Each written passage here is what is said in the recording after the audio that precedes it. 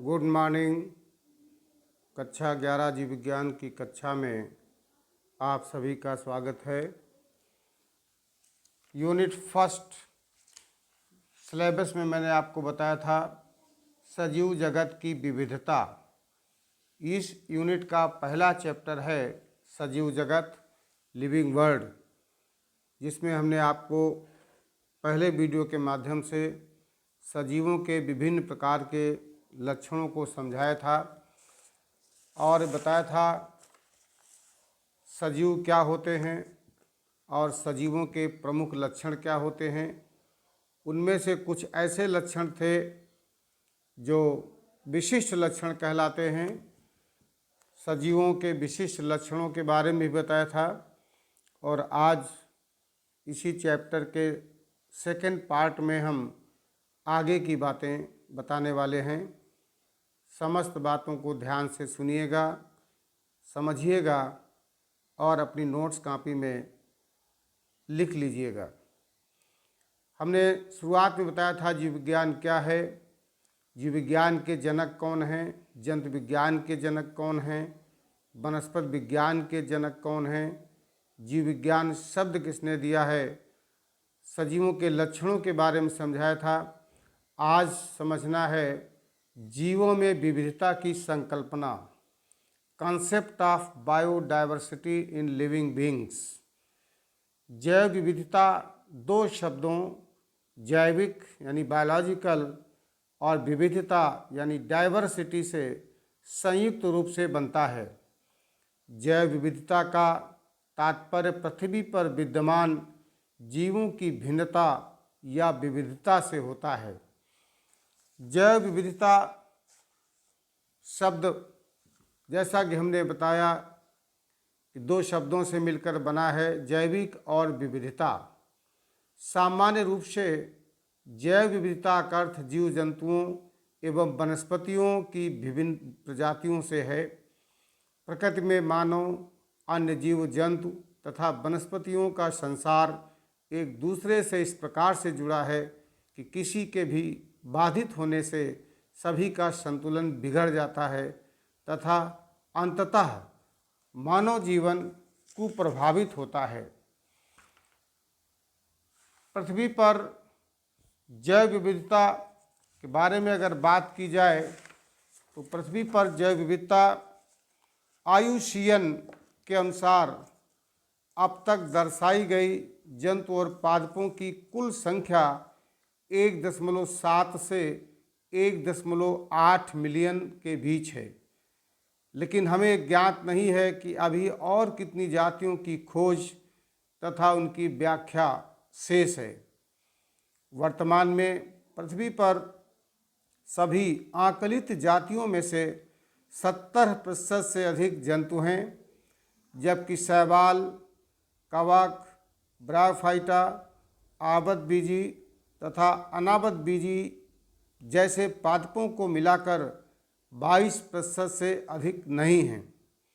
जंतुओं में कीटों की संख्या सबसे अधिक है, जो संपूर्ण जंतु जातियों के 70% से ज़्यादा हैं, 70%।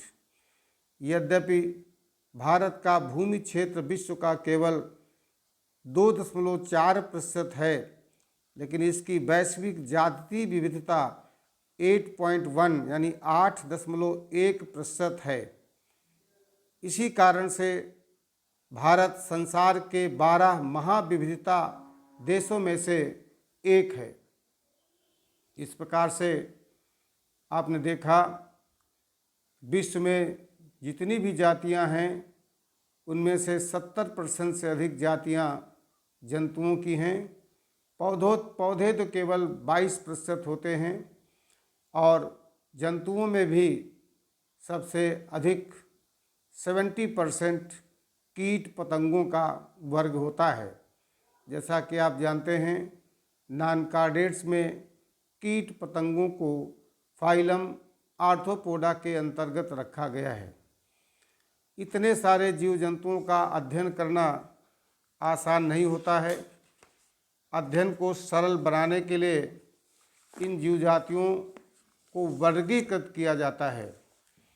वर्गीकरण क्या है इसको भी जानना जरूरी है।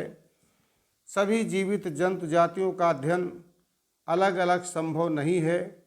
अध्ययन की सुविधा के लिए इन्हें छोटे बड़े समूहों में कुछ लक्षणों की उपस्थिति या समानताओं या अनुपस्थिति या असमानताओं, आकार एवं वितरण के आधार पर रखा गया है।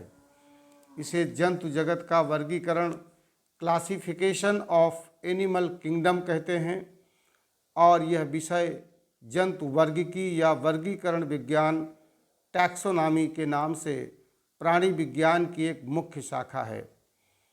टैक्सोनॉमी शब्द दो यूनानी शब्दों टैक्सिस और नोमोस। टैक्सिस मीन्स होता है अरेंजमेंट अर्थात व्यवस्था, नोमोस मीन्स होता है लॉ या सिद्धांत। अर्थात टैक्सोनॉमी शब्द टैक्सिस और नोमोस से मिलकर बना है, जिसका अर्थ हुआ व्यवस्था या सिद्धांत।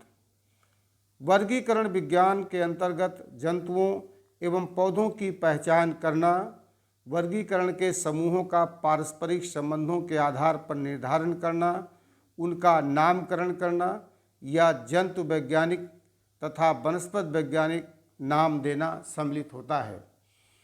वर्गीकरण करने से जंतुओं का अध्ययन करना आसान हो जाता है। वर्गीकरण वह प्रक्रिया है जिसमें कुछ समान दृश्य गुणों के आधार पर जीवों को सुविधाजनक वर्गों में वर्गीकृत किया जा सके। उदाहरण के लिए हम पौधों अथवा प्राणियों और कुत्ता, बिल्ली अथवा कीट को सरलता से पहचान लेते हैं। जैसे कि हम इन शब्दों का उपयोग करते हैं, उसी समय हमारे मस्तिष्क में इन जीवों के कुछ ऐसे गुण आ जाते हैं जिससे उनका उस वर्ग से संबंध होता है। यदि हमें स्तनधारी कहना है तो आप ऐसे जंतु के विषय में सोचेंगे जिसके बाह्य कान हों, शरीर पर बाल हों। इसी प्रकार यदि हम गन्ना के विषय में चर्चा करें तो हमारे मस्तिष्क में गन्ना का पौधा आ जाता है। इसलिए सभी स्तनधारी बिल्ली, कुत्ता, गन्ना, चावल, पौधे, जंतु आदि सुविधाजनक वर्ग हैं जिनका उपयोग हम पढ़ने में करते हैं। इन वर्गों की वैज्ञानिक शब्दावली टैक्सा है। टैक्सा विभिन्न स्तर पर सभी वर्गों को बता सकता है। पौधे भी एक टैक्सा हैं, गन्ना भी एक टैक्सा है। इसी प्रकार जंतु, स्तनधारी, कुत्ता, बिल्ली, ये सभी टैक्सा हैं। लेकिन कुत्ता एक स्तनधारी प्राणी है, इसलिए प्राणी स्तनधारी तथा कुत्ता विभिन्न स्तरों पर टैक्सा को बताता है। गुणों के आधार पर हम सभी जीवों को विभिन्न टैक्सा में वर्गीकृत कर सकते हैं। गुण जैसे बाह्य एवं आंतरिक संरचना, कोशिका की संरचना, विकासीय प्रक्रम तथा जीव की पारिस्थितिक सूचनाएं आवश्यक हैं और ये आधुनिक वर्गीकरण अध्ययन के आधार हैं। इसीलिए विशेषीकरण, पहचान, वर्गीकरण तथा नाम पद्धति आदि ऐसे प्रक्रम हैं जो वर्गीकी या वर्गीकरण विज्ञान टैक्सोनॉमी के आधार होते हैं। अब हमें जानना होगा जीवन के 3 domain, 3 domains of life. Domain क्या होता है? कार्ल वूज ने पृथ्वी पर उपस्थित विविध प्रकार के जीवों को 3 डोमेन में बांटा। डोमेन जगत से बड़ा टैक्सान होता है, यानी किंगडम से बड़ा डोमेन होता है। पहला इन्होंने कहा डोमेन बैक्टीरिया। डोमेन बैक्टीरिया के अंतर्गत सभी प्रोकैरियोटिक जीवाणुओं को रखा गया है। पहला डोमेन बैक्टीरिया, जिसमें सभी जीवाणु होते हैं और जीवाणुओं को प्रोकैरियोटिक में रखा गया है। दूसरा डोमेन आता है डोमेन आर्किया। इसके अंतर्गत, इस डोमेन के अंतर्गत आर्की बैक्टीरिया को रखा गया है। और तीसरा डोमेन आता है यूकैरिया। इसके अंतर्गत प्रोटिस्टा, पादप जगत, जंतु जगत और कवक जगत के जीवों को रखा गया है। इस तरह से जीव विज्ञान के वर्गीकरण के अध्ययन में आधुनिक जैव वैज्ञानिकों ने कोशिकाओं की रासायनिक संरचना एवं राइबोसोमी न्यूक्लियोटाइडों के अनुक्रम में अंतर, एंजाइमों के रासायनिक संयोजनों का विस्तार पूर्वक विश्लेषण, कोशिका कला की लिपि संकल्पना एवं एंटीबायोटिक्स के लिए इसकी संवेदनशीलता का अध्ययन कर ये ज्ञात किया कि आदिकाल में ही जैव उद्विकास 3 अलग अलग दिशाओं में अग्रसर हो गया था। इसीलिए कार्ल व्यूज एवं अन्य वैज्ञानिकों ने संपूर्ण जीव जगत को 3 अलग अलग साम्राज्य यानी डोमेन में विभाजित किया था। तो तीन डोमेन के बाद अब आता वर्गीकी एवं वर्गीकरण विज्ञान, टैक्सोनॉमी एंड सिस्टमैटिक्स। इसे हमें समझना है कि टैक्सोनॉमी और सिस्टमैटिक्स क्या होता है। टैक्सोनॉमी यानी वर्गीकी का अर्थ है वर्गीकरण में प्रयोग किया जाने वाला या किया जाने वाले सिद्धांतों एवं विधियों का अध्ययन करना। दूसरे शब्दों में जीवों की पहचान, नामकरण, वर्गीकरण और को टैक्सोनॉमी कहा जाता है। Taxonomy aims at identifying, naming and classifying organisms. Systematics के अंतर्गत जीवों के प्रकार तथा उनकी विविधता का अध्ययन किया जाता है और उनके बीच में पाए जाने वाले संबंधों का अध्ययन किया जाता है। Systematics deals with the scientific study of the kinds and diversity of organisms and of any relationship among them।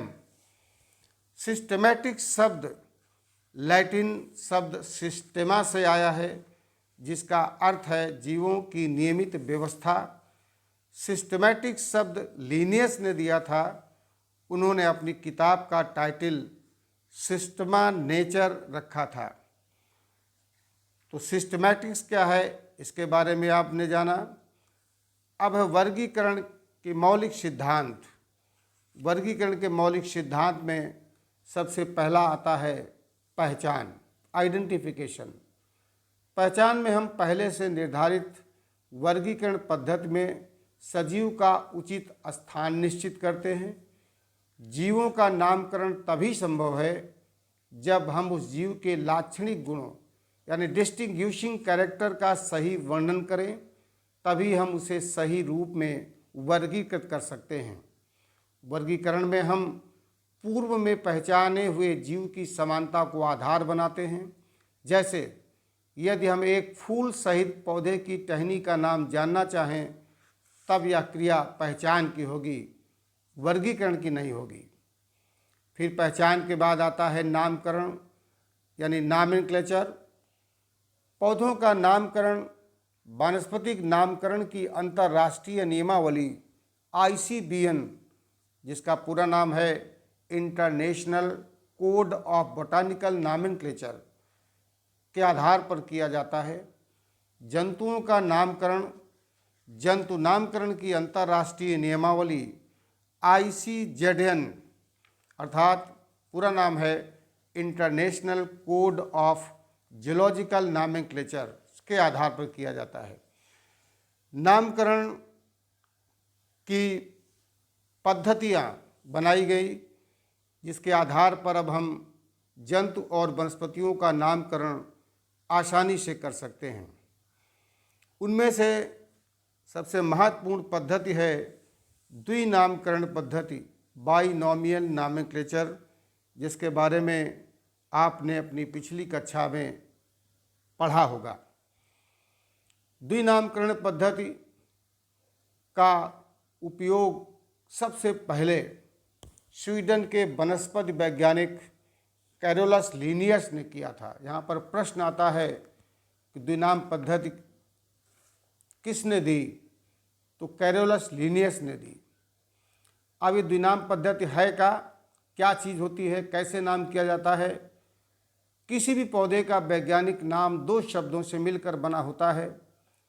जैसे कि हम एग्जाम्पल के लिए लेते हैं आलू। आलू का वानस्पतिक नाम सोलेनम ट्यूबरोसम, जिसमें पहला शब्द सोलेनम है, इसे जेनेरिक एपिथेट, और दूसरा शब्द ट्यूबरोसम है, इसे हम स्पेसिफिक एपिथेट के नाम से जानते हैं। आलू का वानस्पतिक नाम में सोलेनम उसका वंश यानी जीनस है और ट्यूबरोसम उसकी स्पीसीज है। अर्थात द्विनामकरण पद्धति में पौधे या जंतुओं का नामकरण दो भागों से मिलकर बना होता है। पहला भाग उसके जीनस को और दूसरा भाग उसकी स्पीसीज यानी जाति को निरूपित करता है। अब इस द्विनामकरण पद्धति में नाम लिखने के कुछ नियम होते हैं, तो अब हमें नियमों के बारे में जानना चाहिए कि कौन से नियम है जिनके आधार पर किसी भी जंतु या पौधे का नाम लिखा जाता है। तो पहला नियम है, जैविक नाम प्रायः लैटिन भाषा में होते हैं और तिरछे अक्षरों में लिखे जाते हैं। तो जितने भी नाम, जैसे मेढक बड़ा कॉमन सा आपने पढ़ा होगा, राना टिग्रीना, ये लैटिन भाषा से लिया गया है।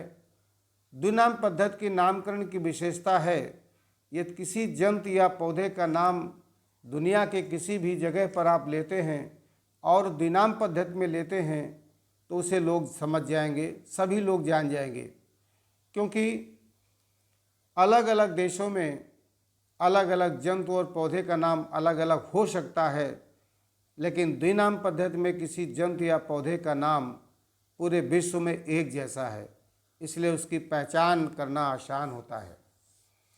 दूसरा नियम है, जैविक नाम में पहला शब्द वंश का नाम यानी जीनस होता है, जबकि दूसरा शब्द जात यानी स्पीसीज का होता है। तो किसी भी जंतु या पौधे का नाम दो भागों से मिलकर बना होता है, पहला जीनस और दूसरा स्पीसीज। तीसरा महत्वपूर्ण नियम है, वैज्ञानिक नाम को जब टाइप किया जाता है तो उसे इटैलिक में लिखा जाता है, और यदि हाथ से लिखते हैं तो दोनों शब्दों को अलग अलग रेखांकित कर देते हैं, यानी वंश के नाम के नीचे रेखा लाइन खींचते हैं और जाति के नाम के नीचे लाइन लिखते हैं, दोनों लाइनें अलग अलग होती हैं। चौथा पॉइंट है, पहला नाम जेनेरिक नेम का एक संज्ञा या नाउन होता है, जबकि दूसरा नाम स्पीसीज का एक एडजेक्टिव से बना होता है, विशेषण से बना होता है। यानी जेनेरिक नेम नाउन होता है और स्पीसीज का नाम एडजेक्टिव होता है, विशेषण होता है।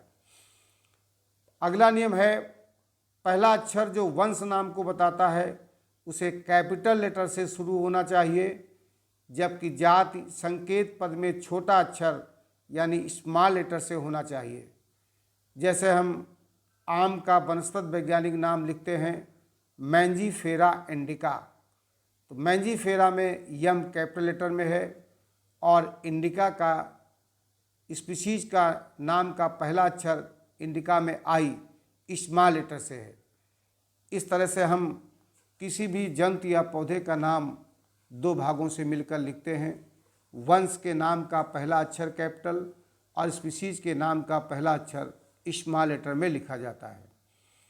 अगला पॉइंट होता है, नियम है, किसी भी पौधे का वानस्पतिक नाम अधूरा है यदि उसके जात के बाद उस व्यक्ति का नाम न हो जिसने सबसे पहले उस जात की खोज की। जैसे करेले का वानस्पतिक नाम मेमोडिका करेंसिया है, इस जात का नाम अधूरा है। क्यों अधूरा है? यदि इसके साथ लिन LIN नहीं लगाया जाए। लिन क्यों लगाते हैं? लिन लगाने का अभिप्राय होता है इसको लीनियस ने खोजा था, अतः करेले को इस प्रकार लिखा जाएगा मेमोडिका करेंसिया लिन। यहाँ लिन का अभिप्राय लीनियस से है, जिन्होंने सर्वप्रथम इस पौधे का विवरण प्रकाशित किया था। द्विनाम पद्धति के बाद आता है त्रिनाम पद्धति।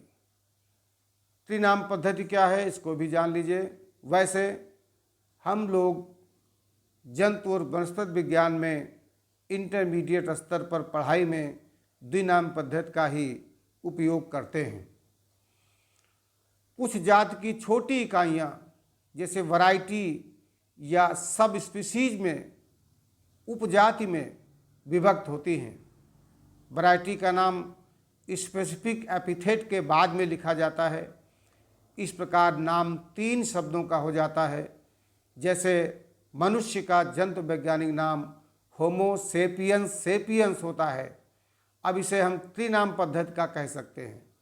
वैसे द्विनाम पद्धति में हम लोग होमो सेपियंस कहते हैं, लेकिन त्रिनाम पद्धति में होमो सेपियंस सेपियंस कहा जाता है। तो ये पद्धति त्रिनाम पद्धति कहलाती है, अर्थात कुछ जाति को छोटी इकाइयों जैसे वैरायटी या सब स्पीसीज में बांट दिया जाता है। वही जीनस हो गया होमो, स्पीसीज हो गई सेपियंस, और इसकी सब स्पीसीज हो गई सेपियंस। तो ये पद्धति त्रिनाम पद्धति कहलाती है। अब आता है वर्गीकरण क्या है, क्लासिफिकेशन क्या है। जैसा कि हमने बताया कि वर्गीकरण जीवों की विविधता को समझने के लिए जीव वैज्ञानिक जीवों का उनके संबंधों के आधार पर बांट देते हैं, उन्हें बांटते हैं। जीवों को इस प्रकार से संबंधों के आधार पर बांटना ही वर्गीकरण कहलाता है। यदि जीवों को विभिन्न श्रेणियों में नहीं बांटा जाए तो उनका अध्ययन करना मुश्किल हो जाएगा। जीवों को इस प्रकार से श्रेणीबद्ध करने की प्रक्रिया ही वर्गीकरण कहलाती है। अगर हम इसे इंग्लिश में डिफाइन करना चाहें तो classification is the grouping of organisms into categories according to a systematic plan और ऑर्डर। पौधों तथा जंतुओं को विभिन्न श्रेणियों में बांटा गया है, जैसे संघ, फाइलम। पौधों में फाइलम के स्थान पर डिवीजन शब्द इस्तेमाल किया जाता है। अगर हम जंतुओं के वर्गीकरण की बात करें तो जंतुओं के वर्गीकरण में फाइलम, जबकि पौधों के वर्गीकरण में फाइलम के बजाय डिवीजन का प्रयोग करते हैं। फाइलम के बाद वर्ग यानी क्लास, गण यानी ऑर्डर, कुल यानी फैमिली, वंश मीन्स यानी जीनस, और जात यानी स्पीसीज। इस प्रकार से वर्गीकरण में फाइलम अगर प्लांट है तो division, class, order, family, genus और स्पीसीज लिखा जाता है। अब आता है टैक्सॉन की अवधारणा या टैक्सान की अवधारणा। टैक्सान क्या है?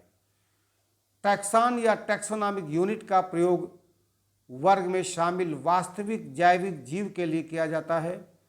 जैसे सभी घासों को फैमिली पोएसी में रखा गया है, इसे टैक्सान पोएसी भी कह सकते हैं। अब आता है टैक्सोनॉमिक कैटेगरीज या टैक्सोनॉमिक कोड क्या है। सभी वर्गीकरण में मूल इकाइयों का क्रमबद्ध या पदानुक्रम सोपान स्टेप्स होता है, जिससे प्रत्येक सोपान पद यानी रैंक या वर्ग यानी कैटेगरी को प्रदर्शित करता है। इसे टैक्सोनॉमिक कोटि कहा जाता है। सभी कोटियाँ एक साथ मिलकर टैक्सोनॉमिक पदानुक्रम या टैक्सोनॉमिक हिरार्की बनाती हैं। प्रत्येक कोटि, जिसे वर्गीकरण की मूल इकाई कहा जाता है, एक टैक्सान को चिन्हित करती है।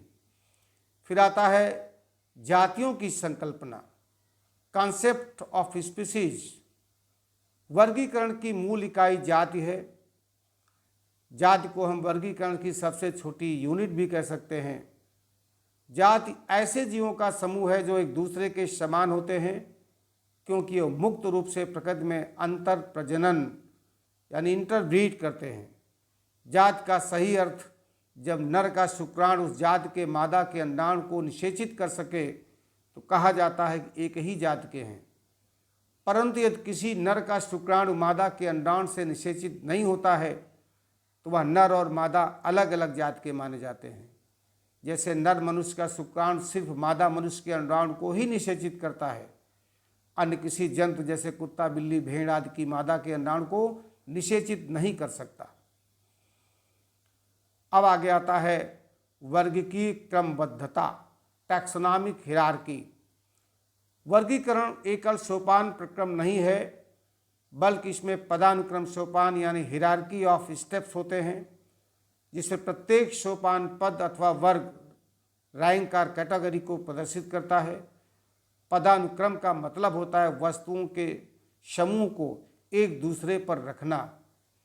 उदाहरण के लिए जात यानी स्पीसीज, वंश जीनस, कुल फैमिली, गण आर्डर, वर्ग क्लास, वंश।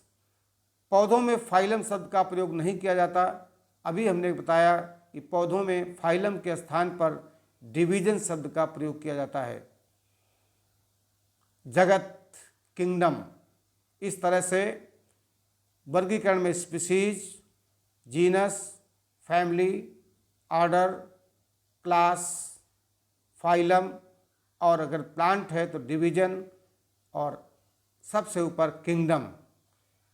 यहाँ पर यह ध्यान देने वाली बात यह है कि वर्ग जितना ही ऊंचा होगा उस वर्ग में रखे गए जीवों में समान गुण उतने ही कम होंगे।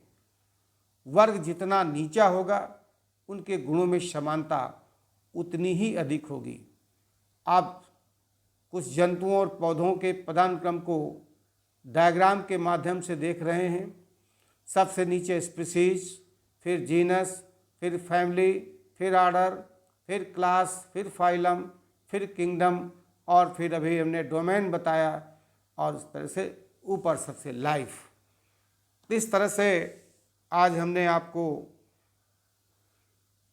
बायोलॉजी 11th के सजीव जगत में लिविंग वर्ड के अंतर्गत काफ़ी कुछ बताने का प्रयास किया है। इस चैप्टर के शेष भाग को हम वीडियो के नेक्स्ट पार्ट में आपको प्रेषित करेंगे। जितना भी आज बताया है इसे ध्यानपूर्वक सुनिएगा, समझिएगा, और फिर इसे नोट्स कॉपी में लिख लीजिएगा। It is enough for today. Many many thanks.